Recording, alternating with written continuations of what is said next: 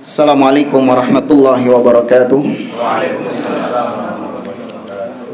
Innal hamdalillahi nahmaduhu wa nasta'inuhu wa nastaghfiruh wa na'udzu billahi min shururi anfusina wa min sayyiati a'malina.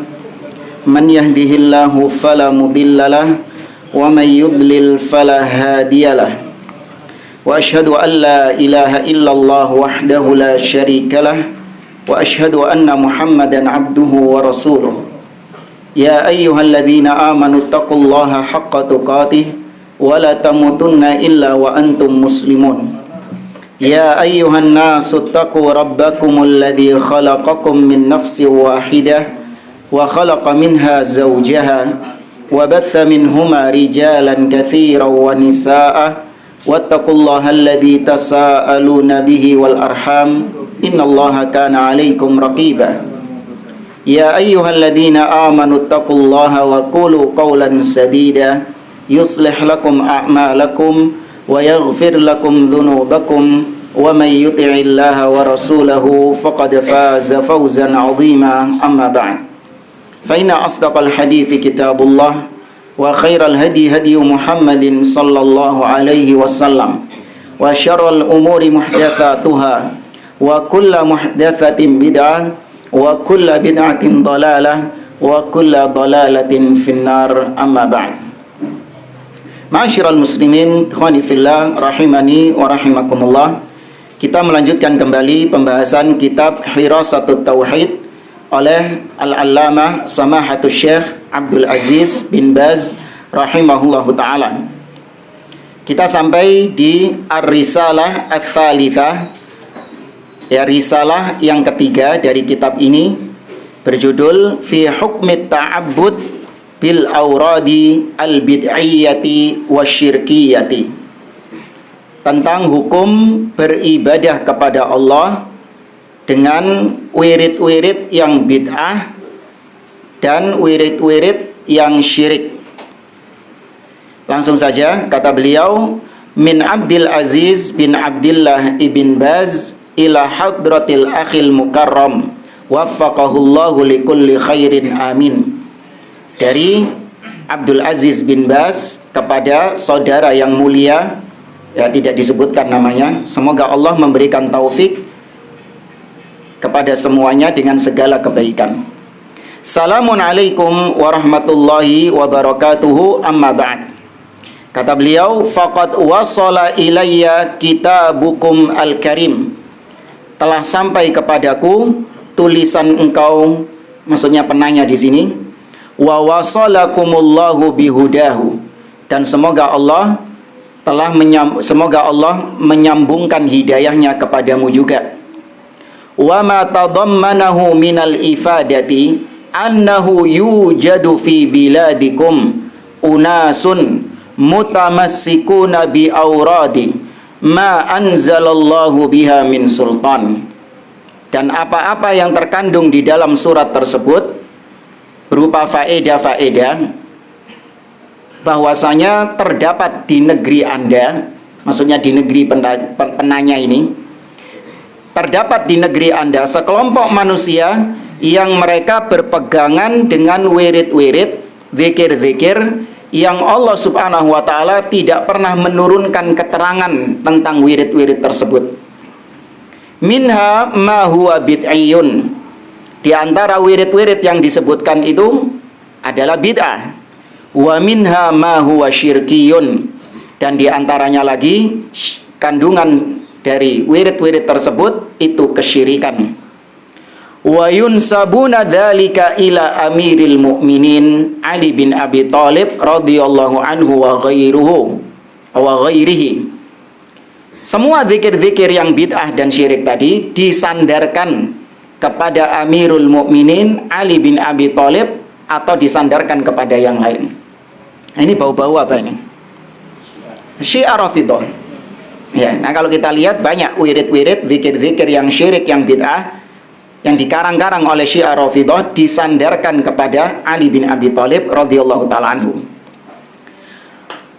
Kemudian wa yaqra'una tilkal awrada fi majalisidz dzikri, dan wirid-wirid tersebut dibaca oleh mereka di majelis-majelis zikir, au fil masajidi ba'da salatil maghrib, atau dibaca di masjid-masjid selepas salat maghrib. Ya, yang biasanya umum kalau dilakukan di Indonesia itu membaca rotib al-haddad. Ya, baca rotibul haddad. Ada yang pernah mengamalkan itu? Enggak ya? Ya wis. Malu-malu ya. Ya aib, nggak usah disebut. Disimpan baik-baik sudah. Zaimina annaha qurbatun ilallah. Mereka menganggap bahwa wirid-wirid tersebut itu bisa mendekatkan diri mereka kepada Allah Subhanahu wa taala.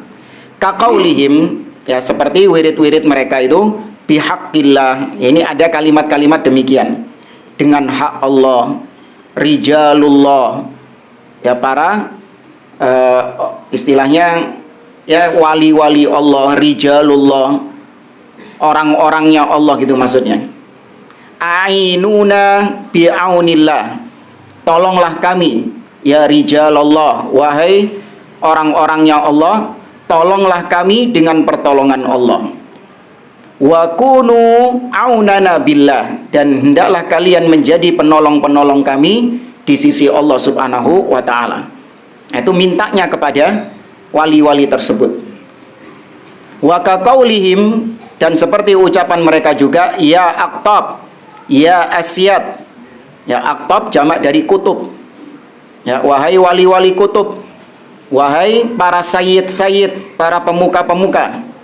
Ajibu ya dzawil amdad fina, jawablah atau ijabahilah doa-doa kami, wahai orang-orang yang memiliki pertolongan untuk kami. Washfa'u lillah, atau washfa'ullah, mintalah syafaat kepada Allah. Hadza abdukum waqifun, ini hambamu sedang berdiri. Wa ala babikum akifun, dan hambamu sedang iktikaf di depan pintumu. Wa min taksirihi khaifun, dan mereka ketakutan terhadapmu. Aghithna ya Rasulullah. Ada juga ungkapan, wahai Rasulullah, tolonglah kami. Ya, ini istighatsah kepada Nabi SAW. Ya Rasulullah, aghithna, tolonglah kami. Wa ma li ghairukum adhab, dan tidak ada bagiku selain engkau untuk aku meminta pertolongan. Naudzubillah. Ya, kepada Nabi SAW minta tolong, padahal hanya Allah Azza wa Jalla yang mampu menolong. Allah mengatakan, wa iyyamsaskallahu bidurrin fala kashifa lahu illahu. Apabila engkau ditimpa musibah, tidak ada yang bisa mengentaskan musibah itu kecuali Dia, kecuali Allah. Ya, tapi mereka mintanya kepada Rasul sallallahu alaihi wasallam yang tidak bisa menolong hamba-hambanya. Wa minkum yahsulul matlab, dan dari engkaulah wahai wali-wali, semua cita-cita kita, keinginan-keinginan kita itu terkabulkan, kita dapatkan. Wa antum ahlullah, dan kalian adalah orang-orangnya Allah Subhanahu wa taala. Bi hamzati sayyidish syuhada, dengan wasilah Hamzah sayyidush syuhada, yaitu sayyidnya, tokohnya para syuhada. Wa minkum wa man minkum lana madadan, dan di antara kalian adalah orang-orang yang memberikan pertolongan kepada kami. Kemudian aghithna ya Rasulullah, tolonglah kami wahai Rasulullah. Ini contoh-contoh ya, ucapan-ucapan, bukan rangkaian wirid. Diambil yang parah-parah. Ya, diambil yang memang error di situ. Wa kaqaulihim, demikian juga seperti ucapan mereka, Allahumma sholli ala man ja'altahu sababan linsyiqaqi asrarikal jabrutiyah. Ya Allah, limpahkan salawat kepada seseorang yang engkau jadikan dia sebab untuk membelah rahasia-rahasia ilmu gaibmu. Maksudnya Nabi SAW, dengan sebab Nabi, maka rahasia-rahasia Allah itu terbelah. Wan filaqan li anwarikar rahmaniyah, yang kau jadikan Nabi ini sebagai yang membelah cahayamu, cahaya ketuhananmu. Ya, cahaya keilahianmu.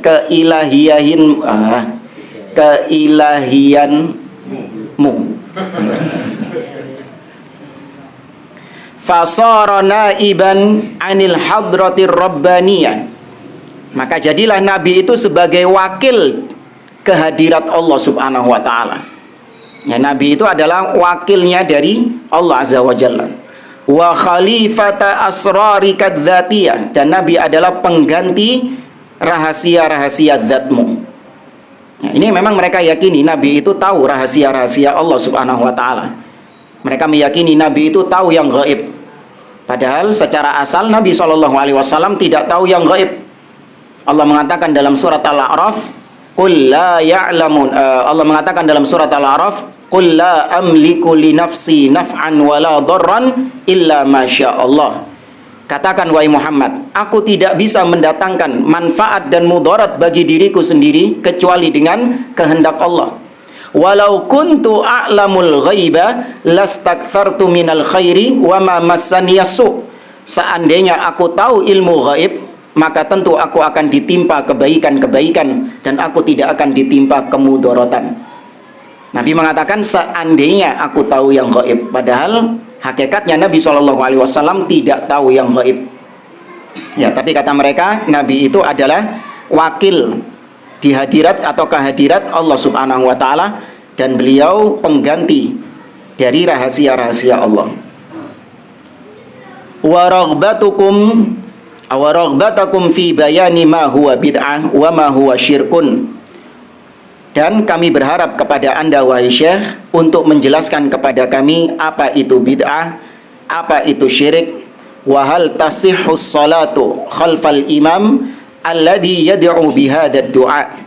Dan bolehkah, sahkah salat di belakang imam yang berdoa dengan doa-doa seperti tadi itu? Ya, doa-doa syirik dan bid'ah tadi. Kullu dzalika kana ma'luman, yang semuanya itu sudah diketahui.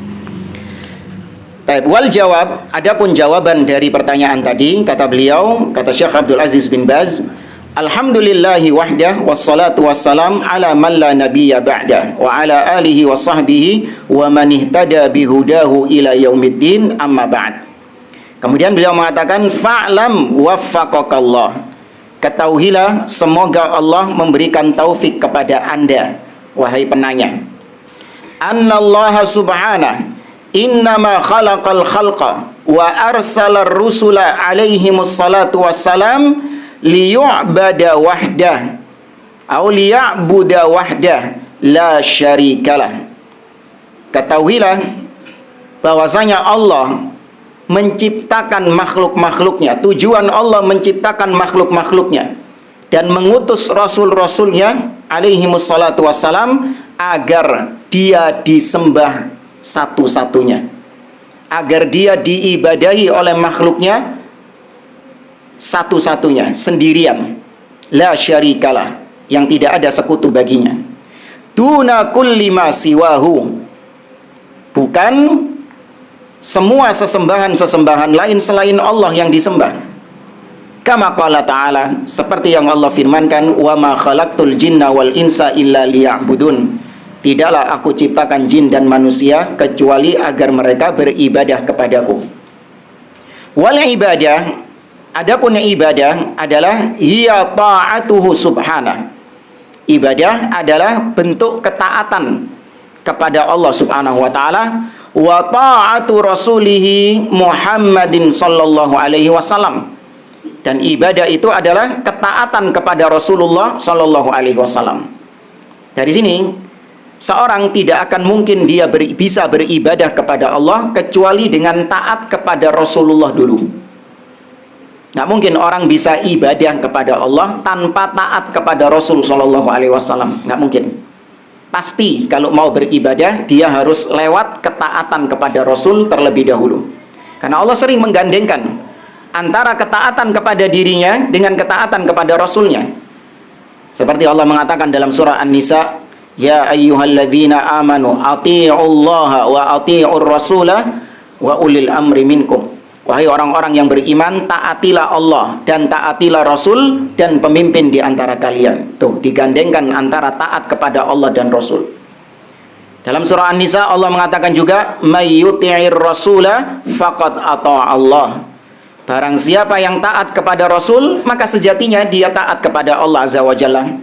Maka nggak mungkin seorang bisa taat kepada Allah, bisa beribadah kepada Allah tanpa taat kepada Rasul Sallallahu Alaihi Wasallam. Makanya semua umat ahlul kitab, Yahudi dan Nasara, mereka menganggap apa yang mereka lakukan adalah bentuk ketaatan kepada Allah. Tapi mereka tidak taat kepada Rasul Sallallahu Alaihi Wasallam. Apakah ketaatan mereka diterima? Tidak. Ya, ketaatan mereka tidak diterima karena mereka taat tidak dengan taat kepada Rasul Sallallahu Alaihi Wasallam. Bi fi'li ma amarallahu bihi wa rasuluhu wa tarki ma nahallahu anhu wa rasuluhu. Dengan cara apa kita taat kepada Allah dan Rasulnya? Dengan mengerjakan apa-apa yang Allah dan Rasulnya perintahkan dan meninggalkan apa-apa yang Allah dan Rasulnya larang. An imani billahi wa rasuli, dengan cara kita mengimani Allah dan Rasulnya, wa ikhlasi lillahi fil amal, dan memurnikan amal ibadah kita untuk Allah semata. Ya, ikhlas sering kita sampaikan artinya adalah memurnikan ibadah hanya untuk Allah Azza wa Jalla. Tidak boleh ada kontaminasi ya, peruntukan lain selain Allah Subhanahu wa taala dalam niat ibadah seseorang. Harus 100% tujuannya, peruntukannya Allah Subhanahu wa taala. Itu yang disebut ikhlas. Wa ma umiru illa liya'budullaha mukhlishina lahuddin. Ma'a ghayatil hubbi lillah. Seorang ketika beribadah kepada Allah, dia itu harus dengan kecintaan yang sangat tinggi kepada Allah Subhanahu wa taala. Ibadah harus didasari dengan kecintaan juga kepada Allah Azza wa Jalla. Wa kamalidzulli lahu wahda, dan ibadah juga harus dengan ketundukan, keterhinaan di hadapan Allah Azza wa Jalla. Ya, harus ada dua tadi. Kita mencintai dan menghinakan diri kita di hadapan Allah Azza wa Jalla. Kama qala ta'ala, seperti yang Allah firmankan di surat Al-Isra ayat 23, Allah mengatakan wa qadha rabbuka alla ta'budu illa iyyah. Dan Rabbmu telah mewajibkan atasmu untuk engkau tidak beribadah kepada siapapun kecuali kepada Allah. Nah, di sini ada tafsir la ilaha illallah. Ya, ada tafsir la ilaha illallah. Maksudnya la ilaha illallah itu syaratnya apa? Rukunnya apa? An-nafyu wal itsbat. Siapa yang tahu mana nafyunya dan mana itsbatnya di ayat tadi? Wa qadha rabbuka alla ta'budu illa iyyah. La ilaha. Nafyunya la ilaha. Mana la ilaha illallah? Tidak ada. Bukan la ilaha illallah. Ayat tadi. Wa qadha rabbuka alla ta'budu illa iyyah. Mana nafyunya? Alla ta'budu. Engkau tidak menyembah kepada siapapun. Ini penafian. Meniadakan semua yang disembah selain Allah. Itsbatnya illa iyyah. Ini ayat ini, konteksnya kita bicara ayat ini. Illa iyyah, menetapkan kecuali dia. Yang ditetapkan itsbat. Ya, kita kalau puasaan ada sidang itsbat, penetapan. Ya. Ini penetapannya, illa iyyah, kecuali dia. Berarti menetapkan hanya dia saja yang disembah, yang lain guaan kabeh. Yang lain harus diyakini sesembahan yang batil. Ai amara wa ausa bi an yu'bada wahdah. Dalam ayat tadi Allah memerintahkan dan mewasiatkan untuk dia disembah saja semata. Hanya dia yang disembah sendirian. Wa qala ta'ala, dan Allah Ta'ala juga berfirman di surah Al-Fatihah, Alhamdulillahi Rabbil Alamin, Ar-Rahmanir Rahim, Maliki Yaumiddin, Iyyaka na'budu wa iyyaka nasta'in. Segala puji bagi Allah, Rabb semesta alam. Dialah yang maha pengasih lagi maha penyayang, dan dialah penguasa di hari pembalasan. Kepada engkaulah kami beribadah, dan kepada engkaulah kami memohon pertolongan. Ayat ini, Iyyaka na'budu wa iyyaka nasta'in, itu adalah puncak dari surat Al-Fatihah. Bahkan dia termasuk ayat puncak dari Al-Quran. Ini kata Imam Ibnu Qayyim Al-Jauziyah dalam kitabnya Madarijus Salikin, Baina manazili iyyaka na'budu wa iyyaka nasta'in. Kata Imam Ibnu Qayyim, Allah menurunkan kitab-kitabnya kepada para nabi dan rasul itu terkompilasi dalam dua kitab besar, yaitu Taurat dan Injil. Ya, semua kitab-kitab. Kita nggak tahu nama kitab-kitabnya Allah itu apa saja. Yang kita tahu ya Taurat, Injil, Zabur, Suhuf Ibrahim, Suhuf Musa, Al-Quran. Tapi ada di selain itu kitab-kitab Allah yang Allah nggak sebutkan namanya apa. Ya kan? Nah, semua kitab-kitab tersebut itu terkumpul, terkompilasi dalam dua kitab besar, Taurat dan Injil.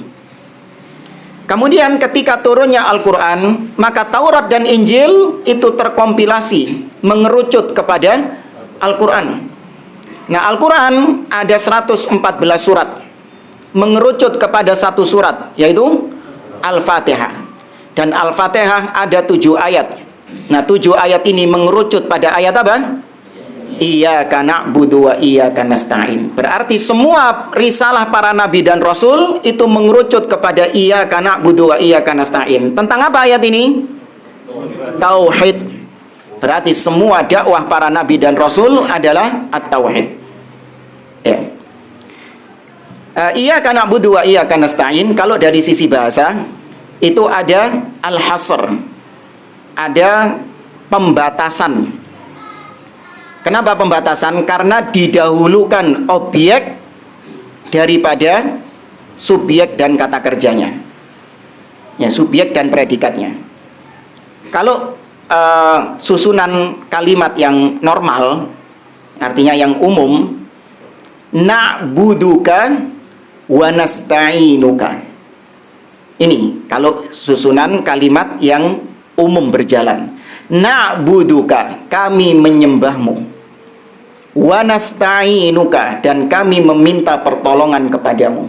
Kenapa kok nggak ayat itu yang dimunculkan? Kenapa kok objeknya taruh depan? Iyyaka na'budu, kepadamu kami menyembah.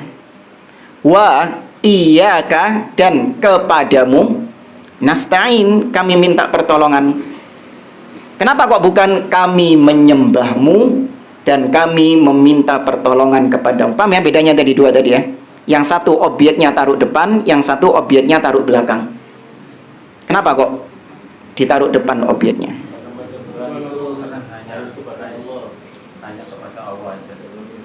Kan kalau tadi na'buduka, kami menyembahmu, kan dia nyembah Allah juga. Kok bisa? Tadi juga menetapkan satu juga, na'buduka, kami menyembahmu. Ayo, mana di situ ada unsur kesyirikannya? Paham maksud pertanyaannya? Saya ulangi ya, antum kayaknya gara-gara nunggu hujan paling apa tadi? Semendung kalau udan-udan. Iya, baik. Kalau kalimat yang normal umum berjalan, objeknya taruh belakang. Na'buduka, kami menyembahmu. Mu itu objeknya kan? Ya. Nah, sama Allah objeknya taruh depan. Iyyaka, iya itu tambahan aja ya. Iya itu cuman kalimat tambahan saja. Harusnya cuman ka na'budu, kan nggak enak kan? Tambahi iyyaka, mu kami menyembah, wa iyyaka, dan mu kami meminta pertolongan. Apa bedanya sama yang pertama tadi? Sama-sama nyembah siapa? Allah. Ini kalau dalam bahasa Arab, ketika objek ditaruh di depan itu adalah pembatasan. Ada unsur pembatasan di situ. bahwasanya dia membatasi hanya menyembah kepada Allah dan dia tidak akan menyembah kepada selain Allah. Tapi kalau objeknya taruh belakang, itu nggak ada unsur pembatasan. Na'buduka, kami menyembahmu. Iya, kami menyembahmu. Tapi di lain waktu kami juga menyembah kepada selain engkau. Nah, masih membuka peluang untuk nyembah kepada selain Allah. Paham? Benar? Yakin? Ya? Baik. Ini pertanyaan, kalau bisa jawab berarti paham apa yang disampaikan. Mana yang Anda ucapkan kepada istri-istri Anda? Istri Anda. Kan orangnya banyak, berarti kan istrinya juga banyak, gitu loh. Mana yang Anda ucapkan kepada istri Anda? Seta. Perhatikan kalimat pertama. Uhibbuki. Ya, uhibbuki. Atau yang kedua, iyaki uhibbu.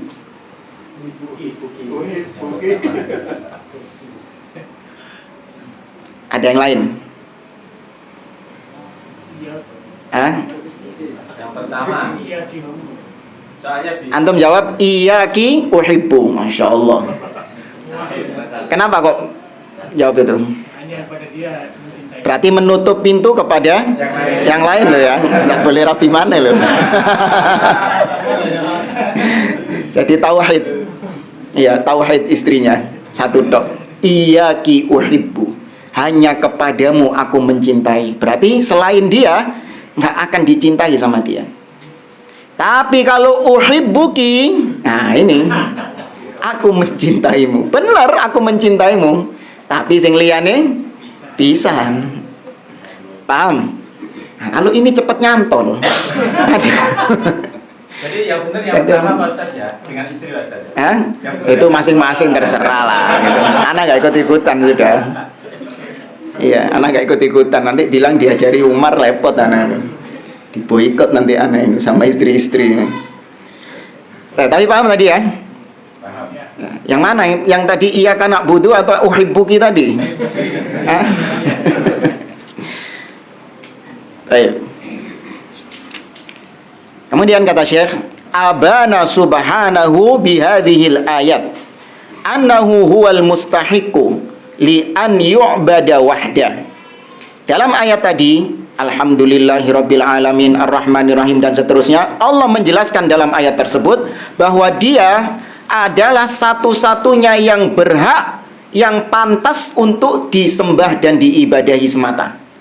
Karena sebelumnya Allah menyebutkan alhamdulillahirabbil alamin. Segala puji bagi Allah, Rabb. Rabb itu apa artinya? Pencipta, pemilik, mengatur, ya, pemberi rizki dan yang lainnya. Ya, penguasa dan yang lainnya. Allah menyebutkan alasan kenapa dia kok pantas untuk iyyaka na'budu wa iyyaka nasta'in. Kenapa kok Allah yang pantas untuk disembah, selain Allah nggak pantas? Karena dia yang menciptakan, dia yang memberi rizki, dia satu-satunya yang mengatur, dia yang menghidupkan dan mematikan. Selain dia tidak ada yang seperti itu.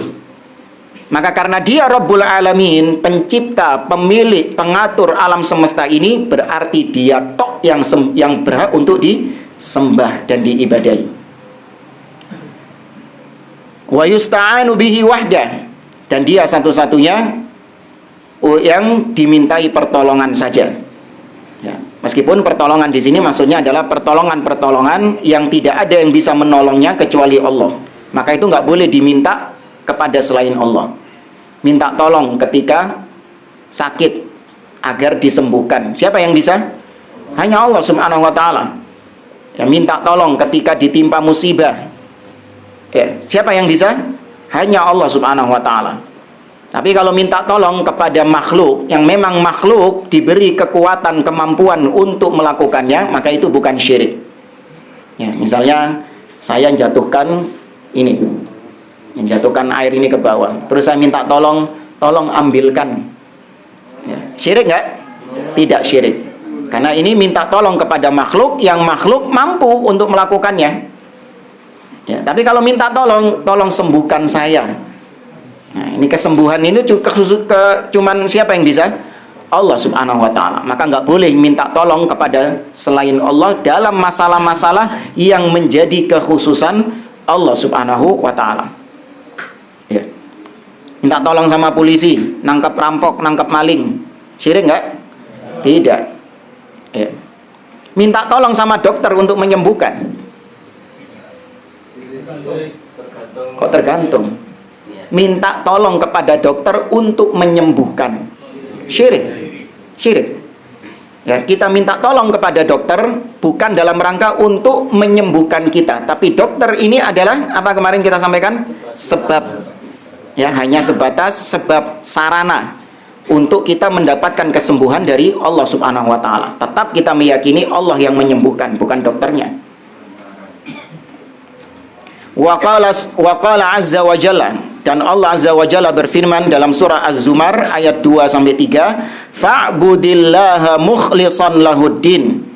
Sembahlah Allah dengan mengikhlaskan agama, mengikhlaskan ibadah, memurnikan ibadah kepadanya. Ala lillahi dinul khalis. Ketahuilah, hanya hak Allah, hanya milik Allah ibadah yang khalis, ibadah yang murni itu. Wa qala ta'ala, dalam surah Ghafir ayat 14 Allah berfirman, fad'ullaha mukhlishina lahuddin walau karihal kafirun. Berdoalah kalian kepada Allah dengan memurnikan ibadah kepadanya, meskipun orang-orang kafir tidak menyukainya.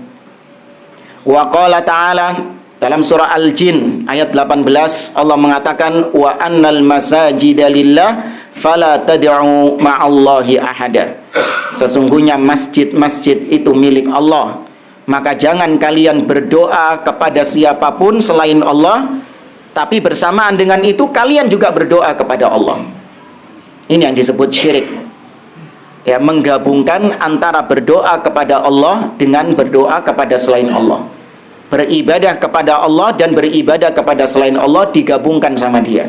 Ini yang dikatakan syirik. Jadi sering kita sampaikan kesalahan sebagian orang, syirik itu dimaknai nggak nyembah Allah sama sekali. Syirik itu nggak beribadah kepada Allah sama sekali. Kayak orang-orang Hindu, Buddha, kan mereka nggak mengakui Allah kan? Nah, itu baru syirik. Kalau yang nyembah-nyembah kuburan, minta-minta kepada wali-wali yang telah mati, mereka itu nek wayane sholat ya nyembah Allah. Ya, nek wayane sholat ya nyembah Allah. Masa dikatakan syirik juga? Kan nyembah Allah. Tidak, saya bilang. Kita katakan tidak. Ketika dia mempersekutukan Allah, maka ibadahnya yang kepada Allah itu juga dianggap apa?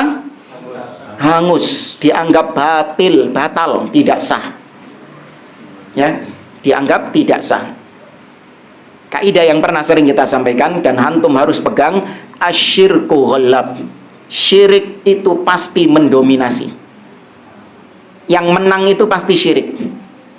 Maksudnya kalau ada 99% amal ibadah seseorang ikhlas karena Allah, tapi 1%-nya syirik, yang menang yang mana?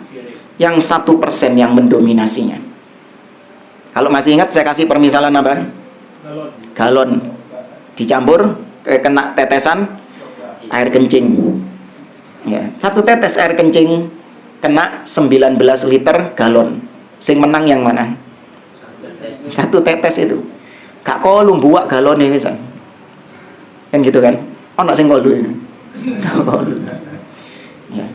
Ya jangan dibuang lah, paling buat siram-siram tanaman lumayan. Mubadir reman. Kita lanjutkan, kata Syekh, wal ayatu fi hadzal ma'na katsiratun. Dan ayat-ayat yang semakna dengan tadi, yaitu ibadah hanya milik Allah, ibadah itu haknya Allah. Ayat-ayat yang seperti ini banyak di dalam Al-Qur'an. Wa kulluha tadullu ala wujubi ifradillahi bil ibadah.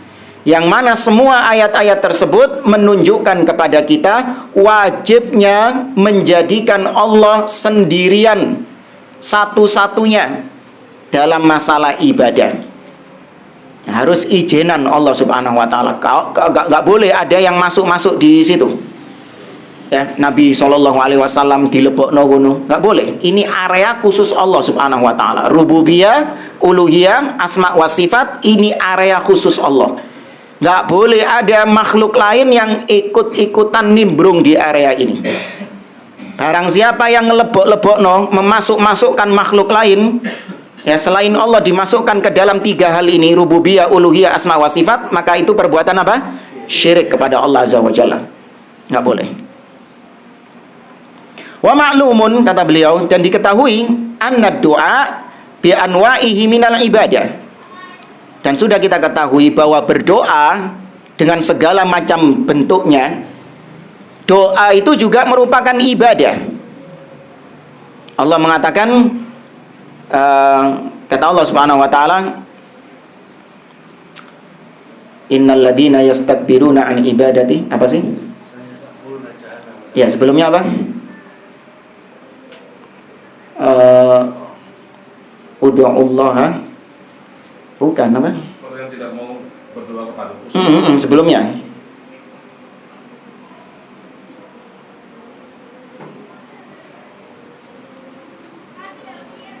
Ayat wa qala rabbukum ud'uni astajib lakum innal ladzina yastakbiruna an ibadati sayadkhuluna jahannama dakhirin. Dan Rabbmu telah mengatakan kepada engkau, ud'uni, berdoalah kepadaku, astajib lakum, aku akan perkenankan doa kalian. Doa ya. Perhatikan kalimat setelahnya, sesungguhnya innal ladzina yastakbiruna an ibadati, barang siapa yang enggan beribadah kepadaku. Loh, kok iso berubah? Tadi doa, kok kemudian kalimat setelahnya ibadah? Berarti maksudnya, kata para ulama, doa itu adalah bagian dari ibadah. Barang siapa yang enggan beribadah kepadaku, maksudnya doa, maka dia akan dimasukkan ke dalam neraka jahanam dalam keadaan yang hina. Ya, ayat ini menunjukkan kepada kita untuk kita berdoa langsung kepada Allah, tanpa melalui perantara wali-wali yang telah mati, ya, tanpa melalui perantara-perantara yang lain. Enggak, berdoa langsung kepada Allah. Allah cinta kepada hamba-hambanya yang senantiasa terkoneksi dengan Dia, senantiasa berdoa kepada Allah. Maka libatkan Allah dalam semua urusan Anda. Minta kepada Allah, berdoa kepada Allah dalam semua urusan Anda, baik urusan yang kecil, apalagi urusan yang besar. Jangan mengatakan sungkan, Ustaz, gak enak sitik-sitik doa, sitik-sitik jaluk sama Allah, sungkan, gak enak. Enggak. Justru Allah semakin cinta kepada hambanya yang senantiasa berdoa meminta kepadanya. Dan bahkan Allah benci, murka kepada hamba yang mengandalkan potensi dirinya sendiri, ya, mengandalkan kemampuan dirinya sendiri. Allah ngene tok ae gampang, gak usah minta tolong kepada Allah, aku dhewe yo iso. Ya, gak boleh. Ya, tetap minta tolong kepada Allah meskipun itu perkara-perkara yang kecil. Kata beliau, doa dengan segala macam jenisnya itu adalah ibadah. Fala yajuzu li ahadin minan nas an yad'uwa illa rabbah. Kata beliau, maka tidak boleh siapapun di antara manusia yang berdoa kecuali hanya kepada Rabb-nya saja dia boleh berdoa. Selain kepada Rabb-nya nggak boleh dia berdoa. Wala yasta'inu wala yastaghithu illa bihi, dan tidak boleh siapapun meminta pertolongan atau beristighothah, ya, minta tolong dikala genting. Tidak boleh dia minta tolong kecuali hanya kepada Allah, minta pertolongan kepada Allah. Ini tadi sudah kita sampaikan, minta tolong dalam hal-hal apa? Yang menjadi kekhususan Allah Azza wa Jalla. Itu hanya boleh diminta kepada Allah pertolongannya. Amalan bihadhil ayatil karimah, sebagai bentuk pengamalan, pengaplikasian dari ayat-ayat yang tadi kita baca. Wa ma jaa fi ma'naha, dan apa-apa yang terkandung di dalam maknanya. Wa hadza fi ma ada al-umur al-adiyah wal asbab al-hissiyah allati yaqdiru 'alaiha al-makhluq al-hayyil hadir. Kata beliau, ini kecuali perkara-perkara yang makhluk juga bisa melakukannya, diberi kemampuan oleh Allah untuk melakukannya. Ini di luar pembahasan kita. Yang dibahas di sini adalah perkara-perkara yang makhluk tidak mampu, tidak diberi kemampuan untuk melakukannya. Menurunkan hujan, ya kan? Ya, apa kalau sekarang pawang. Ya. Ini kemampuan siapa? Makhluk atau Rob? Rob, kemampuan Allah. Makanya minta kepada pawang untuk memindahkan hujan atau mendatangkan hujan, itu syirik. Karena itu pertolongan yang hanya boleh diminta kepada Allah. Kapan dia diminta kepada selain Allah? Kepada pawang, maka dia syirik kepada Allah. Itu yang minta. Apalagi pawangnya, ya kan? Yang minta kepada pawang saja syirik, apalagi pawangnya. Ya, double syirik nih, naudzubillah. Ya, maka kalau makhluk sepanjang dia masih hidup, ya, dan dia hadir, maka boleh kita meminta tolong kepadanya perkara-perkara yang memang dia diberi kemampuan oleh Allah untuk melaksanakannya. Jadi kalau dipetakan, meminta tolong ada yang syirik, ada yang bid'ah, ada yang maksiat, dan ada yang boleh. Meminta tolong yang syirik tadi, minta tolong kepada selain Allah pada perkara-perkara yang menjadi kekhususan Allah, itu syirik.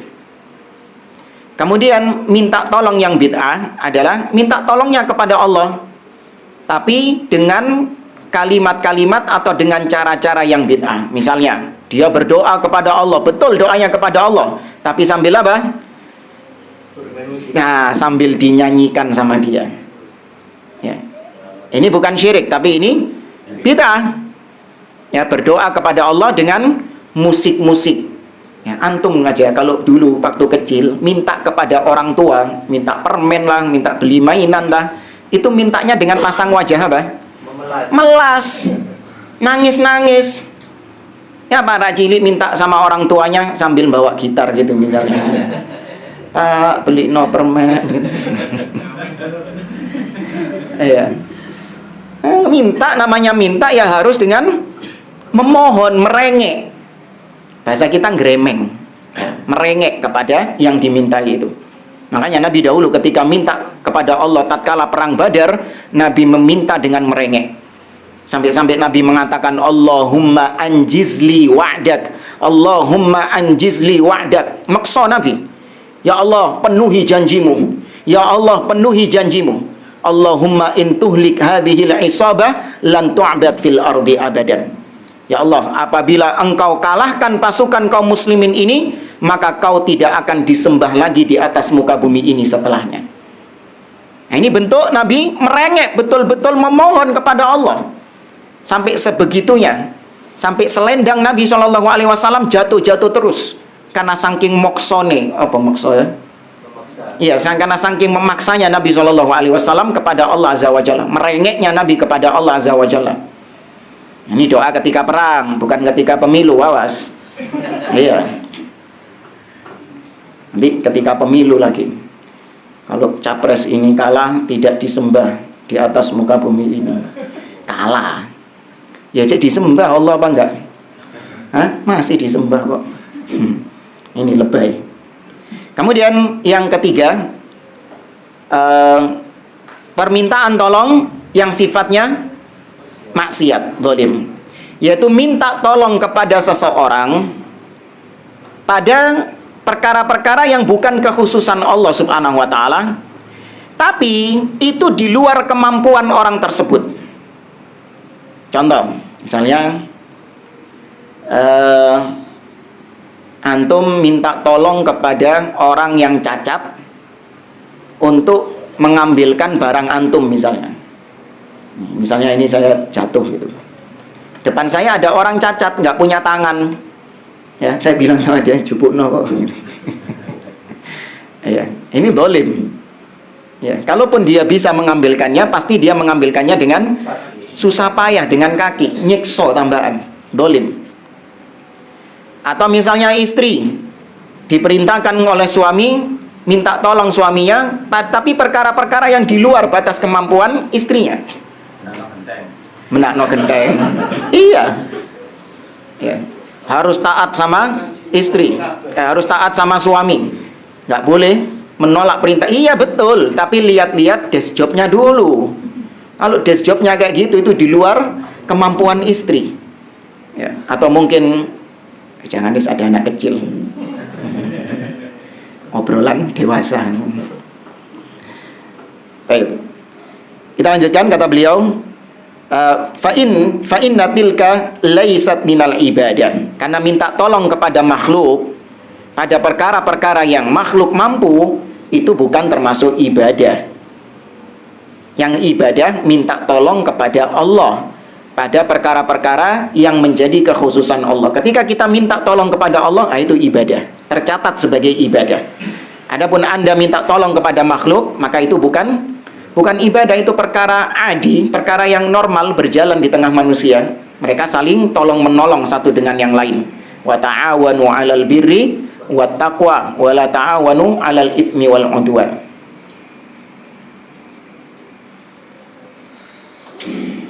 Bal yajuzu bin nassi wal ijma' an yasta'inal insanu bil insanil hayyil qadir. Bahkan dibolehkan, baik dengan dalil, tadi dalilnya salah satunya saling tolong menolong. Ya, surah Al-Maidah ayat yang kedua, tolong menolonglah kalian dalam perkara-perkara yang baik, dan jangan kalian tolong menolong dalam perkara-perkara yang buruk. Ya. Atau secara ijma, kesepakatan para ulama, boleh manusia minta tolong kepada manusia yang lain sepanjang memang dia mampu dan masih hidup. Ya, kalau manusianya sudah mati dimintai tolong, nggak boleh. Ya, itu syirik. Karena dia sudah nggak mampu lagi.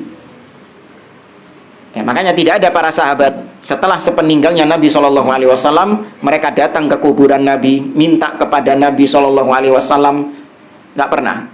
Padahal ketika masih hidup banyak sahabat-sahabat yang minta pertolongan kepada Nabi SAW. Fil umuril adiyah allati yaqdiru 'alaiha. Pada perkara-perkara yang umum berjalan di tengah kaum muslimin, tengah manusia, yang memang manusia itu yang dimintai tolong mampu untuk melaksanakannya. Ka'an yasta'ina bihi aw yastaghitha bihi, yastaghithu bihi fi daf'i syarri waladihi aw khadimihi aw kalbihi wa ma asbaha dzalik. Seperti orang minta tolong untuk menghilangkan keburukan yang ada pada anaknya misalnya. Ya, menghilangkan keburukan yang ada pada pembantunya atau yang ada pada anjingnya, dia minta tolong. Ya, tolong anak saya ini. Ya, dia ini luar biasa nakalnya. Ya, sering istilahnya mencelakakan saya. Ya, tolong, mungkin kau didik, kau nasihati. Ya, bisa seorang dimintai tolong seperti itu. Ya, dan yang semisal dengannya. Wa ka'an yasta'ina al-insanu bil insanil hayyil hadiril qadir awil ghaib biwasitatil asbabil hissiyah kal makatiba wa nahwiha fi bina'i baitihi. Nah, tadi dipersyaratkan yang kita mintai tolong adalah orang yang masih hidup dan dia hadir, ada di tengah kita, di hadapan kita, dan juga qadir, yang mampu. Nah, sekarang dia hidup tapi dia ghaib, nggak ada di hadapan kita. Boleh nggak kita minta tolong kepada dia? Ada rinciannya. Ya, ada rinciannya. Nah, kalau lewat ya perantara-perantara seperti HP, ya, atau apalah sekarang WA dan yang lainnya, ya, maka dia dihukumi hadir sebenarnya. Cuman tadi melalui sambungan tersebut. Nah, yang nggak boleh itu seperti gini misalnya. Ini ada orang naik pesawat, turbulence, itu pesawatnya.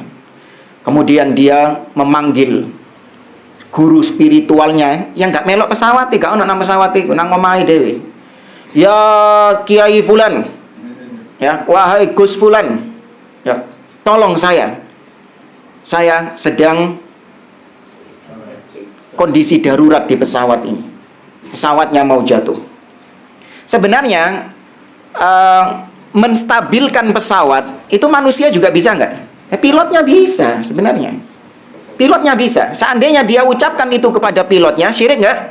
Tidak. Tapi ketika diucapkan kepada makhluk yang masih hidup, gurunya masih hidup, tapi dia nggak hadir. Dia nggak hadir di situ. Maka kenapa dihukumi syirik? Karena ada unsur dia meyakini guru saya juga bisa mendengar. Ya, guru saya, meskipun saya di atas pesawat, guru saya di Surabaya, guru saya bisa mendengar ucapan saya. Guru saya mendengar panggilan saya. Ini ada unsur menyamakan pendengaran Allah dengan pendengaran makhluk. Ya, ini syirik dalam asma wa sifat jatuhnya. Nah, au islahi sayyaratihi wa ma asbaha dzalik, atau minta tolong untuk membetulkan mobilnya, ya, dan yang semisal dengannya.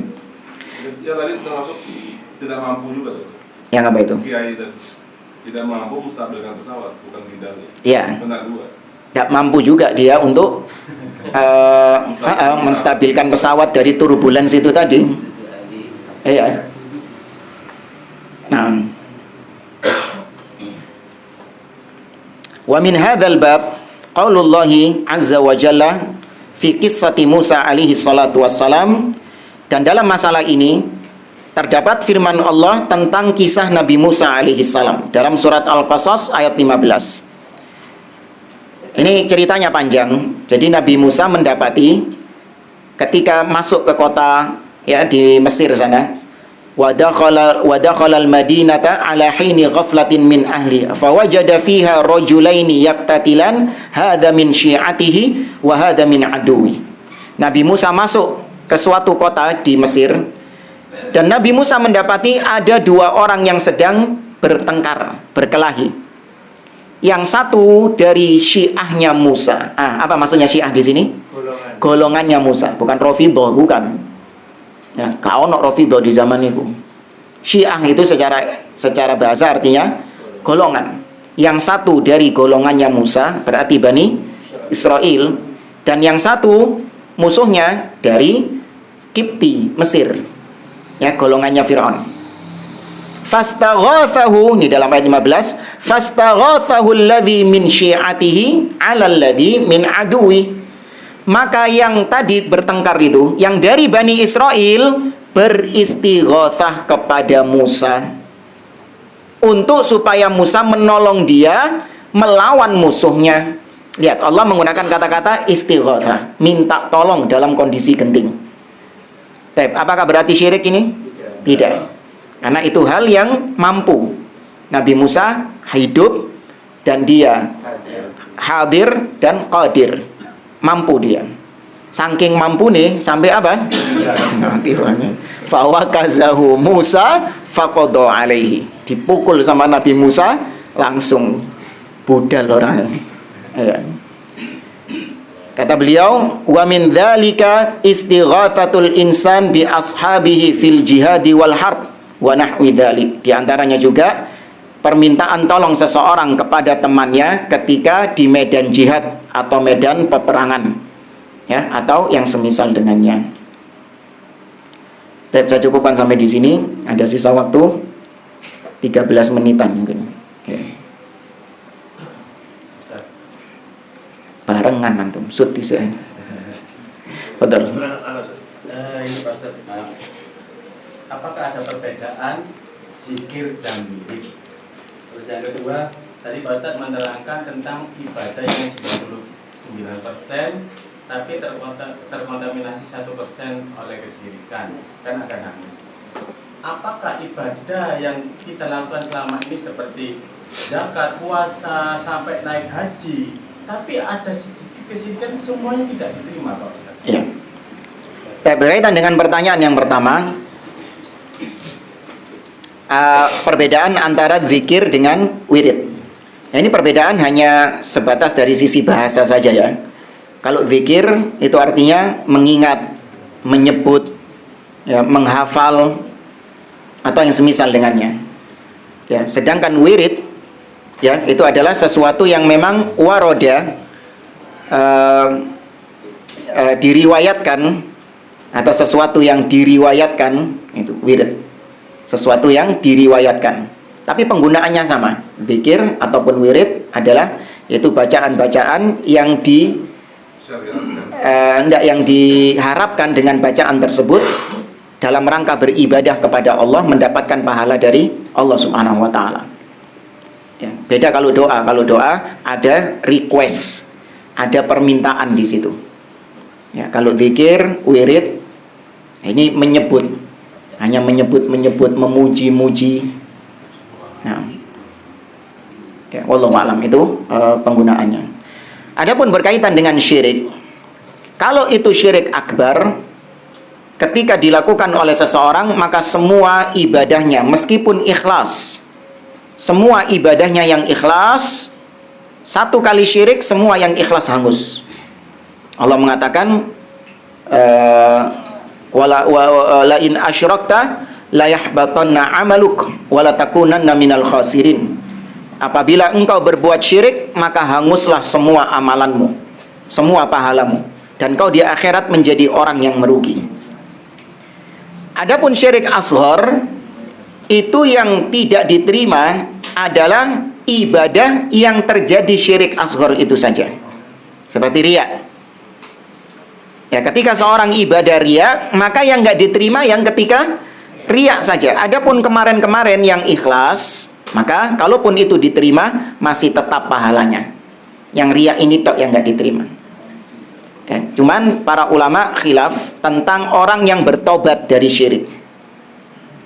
Apakah orang yang bertobat dari syirik itu pahalanya dikembalikan lagi atau tidak dikembalikan lagi pahalanya? Artinya dia mulai start lagi dari awal, dari nol. Contoh, seorang melaksanakan ibadah haji. Sepulang dari haji, dia berbuat syirik. Dia berbuat syirik. Kemudian dia bertobat kepada Allah dari kesyirikannya. Apakah dia wajib haji lagi? Paham maksudnya? Ya, apakah dia wajib haji lagi? Ini ada khilaf di antara para ulama. Imam Malik mengatakan wajib dia haji lagi. Ya, wajib dia mengulang haji lagi. Adapun Imam Syafi'i mengatakan tidak.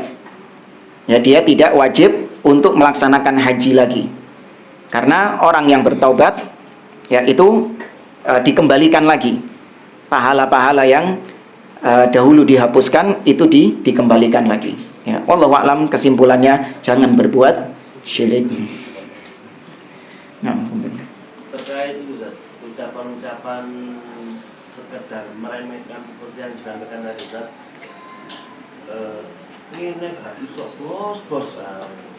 Apakah itu syirik? Ya, kalau ucapan-ucapan perendahan seperti itu, gini saja nggak bisa, itu ya bentuk ihtikor, merendahkan orang lain, atau bentuk al-kibir, ya, menyombongkan diri sendiri dan merendahkan orang lain. Dosanya itu bukan syirik. Ya, dosanya bukan masuk kategori syirik. Ini tok gak iso. Itu kalau perkara-perkara yang memang manusia mampu, ya kan? Bukan perkara-perkara yang menjadi kekhususan Allah Subhanahu wa taala. Wallahu a'lam. Inti dari surat Al-Fatihah itu kan iya karena iya karena saya. Apa itu boleh dipakai semacam doa atau wirid? Al-Fatihahnya secara umum. Tapi kalau mencopot ayat-ayat tertentu kemudian dijadikan sebagai wirid-wirid tertentu, ini butuh dalil. Itu butuh dalil. Sehingga kalau tidak ada dalilnya, maka nggak boleh kita comot ayat ini, dicampur dengan ayat ini, dimix dengan ayat ini, kemudian dijadikan sebagai rangkaian wirid, rangkaian zikir, maka ini bid'ah. Nggak boleh. Ya, banyak zikir-zikir yang sudah dikumpulkan oleh Nabi SAW dari ayat-ayat Al-Quran. Misalnya ketika mau tidur, Nabi mengumpulkan ayat kursi misalnya, digabung dengan 3 kul, ya kan? Dalam riwayat yang lain juga surat Al-Mulk, Ya, ayat-ayat terakhir surat Al-Baqarah, amanar rasul dan seterusnya. Nah, itu boleh kalau ada dalil. Tapi kalau nyepot-nyepot ayat-ayat sendiri, kemudian dibaca, dijadikan rangkaian, apalagi ditambah-tambahi, ini dibaca pada waktu ini sekian kali, terus dikasih khasiat, maka akan lunas hutang-hutangmu. Wah, paling seneng ini. Akan dimudahkan jodohmu. Wah, langsung diamalkan. Doanya Nabi Adam sama doanya Nabi Yunus kan enggak mencopot ayat. Bukan mencopot ayat, itu memang ayatnya karena mengambil doa mereka. Qala rabbana dhalamna anfusana wa illam taghfir lana wa tarhamna lanakunanna minal khasirin. Ayat itu memang mencuplik doa mereka. Bukan Nabi Adam mengambil ayat tersebut. Nah, Al-Quran belum diturunkan kok. Sekarang kita baca itu bukan mencopot ayat maksudnya. Zamannya kita sekarang. Iya, ya kan itu bukan dijadikan sebagai wirid. Akan tetapi memang konteks ayat tersebut pas dengan apa yang kita alami. Seperti misalnya kita ingin bertobat kepada Allah Azza wa Jalla. Maka ketika ingin bertobat kepada Allah, Nabi Adam mengajarkan cara beristighfar kepada Allah. Ya sudah, kita baca itu saja.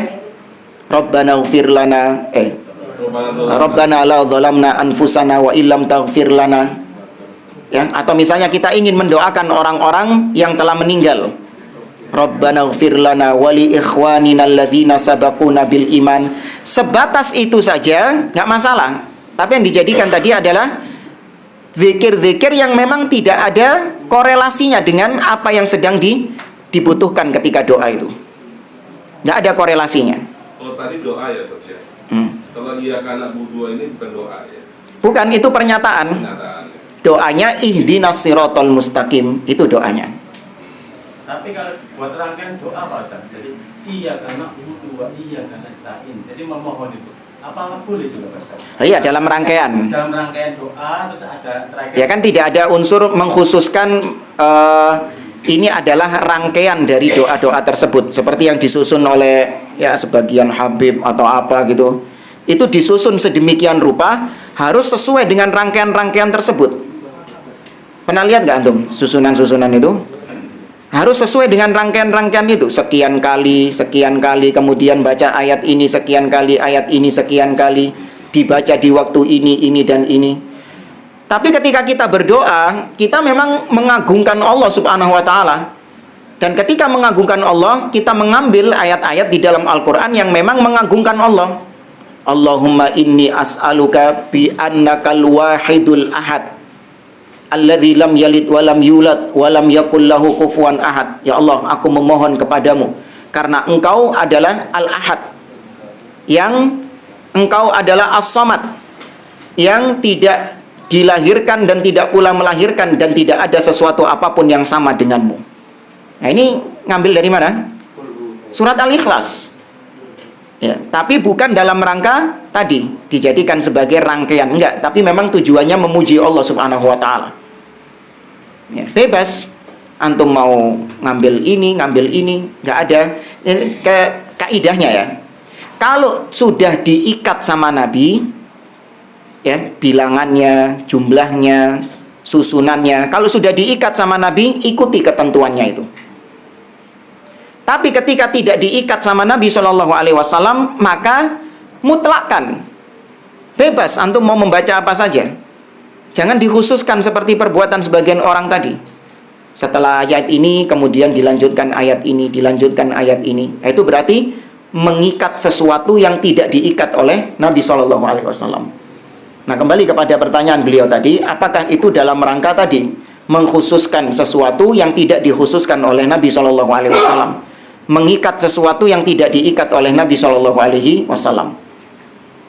Ya, itu kembali lagi ke yang membaca doa tadi itu. Wallahu a'lam. Assalamualaikum.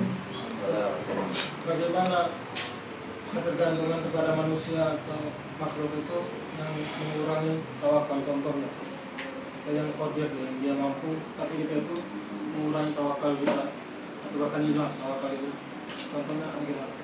Iya, seorang ketika dia percaya kepada seseorang, kepada manusia, dia menganggap bahwasanya manusia inilah yang mampu untuk menolong dia secara zatnya, bukan sebab. Kalau dia hanya sebatas meyakini bahwa manusia ini adalah sebab yang dengan lewat perantara dia Allah memberikan pertolongan kepada saya, kalau sebatas itu nggak apa-apa. Tapi kalau dia meyakini bahwa dia yang memberikan pertolongan kepada saya dengan sendirinya, ini jatuh apa? Syirik kepada Allah Azza wa Jalla. Ya, karena semua la haula wala quwata illa billah. Ya, semuanya itu karena pertolongan dari Allah Azza wa Jalla. Kita minta tolong kepada manusia, itu pun juga dalam rangka mencari ikhtiar, mencari sebab-sebab yang bisa mendatangkan pertolongan kepada kita. Nanti kemudian kita ditolong atau tidak, itu Allah yang mentakdirkannya, Allah yang menentukannya. Ya, makanya dari sini kita belajar bahwa manusia bagaimanapun dia, nggak boleh kita bergantung kepadanya 100%. Ya, nggak boleh bergantung kepada manusia secara total 100%, nggak boleh.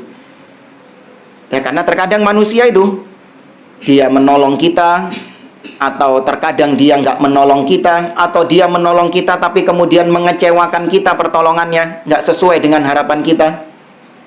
Ya, tolong beliin ini, ya, dibelikan sama dia merek yang lain, paham ya? Ya, diberikan sama dia merek yang lain. Itu kalau berharap bergantung kepada manusia. Wallahu a'lam. Ibu. Iya, Ustaz. Terakhir. Pada saat rapat, kan pemandu acara itu selalu mengatakan, mari kita berdoa menurut kepercayaan Anda masing-masing. Berdoa silahkan. Karena memang setiap rapat begitu, Ustaz. Kemudian saya ditanya sama Bis, lek pas wayang ngono iku awakmu ndonga apa? Saya balik tanya, lek awakmu bos, ndonga apa bos? Aku mau Al-Fatihah bos. Gitu. Lah, pernyataan dia itu bener apa enggak? Ya. Ucapan dulu. Silahkan berdoa menurut kepercayaan masing-masing. Di sini ada sisi takrir, menyetujui sesembahan-sesembahan lain selain Allah Subhanahu wa taala. Iya dong. Ya kan? Silahkan berdoa. Ya, mempersilahkan berdoa menurut kepercayaan masing-masing. Ini yang ada yang berdoa kepada Yesus, ada yang berdoa kepada berhala-berhala mereka. Nggak perlu disebutkan menurut kepercayaan masing-masing. Ya, silakan kita katakan saja, sekarang kita berdoa. Sudah selesai, mutlakkan saja.